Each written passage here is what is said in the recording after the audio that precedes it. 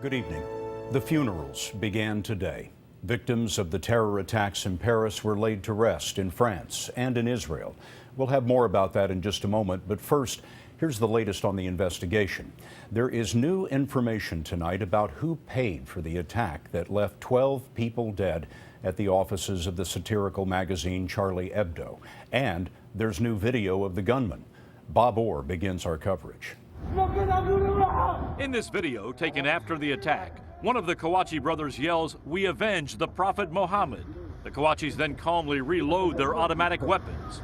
Seconds later, they're confronted by police. The brothers open fire and escape.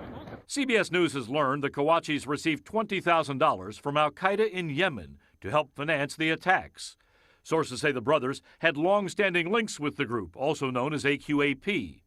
U.S. officials have said Saeed Kouachi spent time in Yemen as recently as 2011.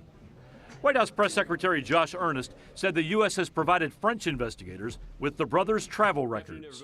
The United States has been in a position to share some information with French investigators who are trying to get to the bottom of what exactly happened and who may have been involved in the attack.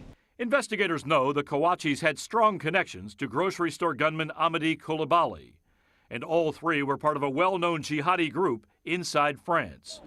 Now, police are looking for up to 6 other people who may have aided the suspects in the Paris attacks. One man associated with Sharif Kouachi is being held in Bulgaria, and Coulibaly's partner, Hayat Boumediene, has fled to Syria. But investigators are still searching for others who may have provided weapons and financing. And they want to know who helped Coulibaly record and post this martyrdom video, which was released after he died in a shootout with police. Now, U.S. officials continue to scrub all available intelligence sources and say there is still no connection they can find between the Paris attackers and any threat against the U.S. homeland. Still, Scott, some extra precautions are being ordered around federal buildings and airports. Bob, thanks.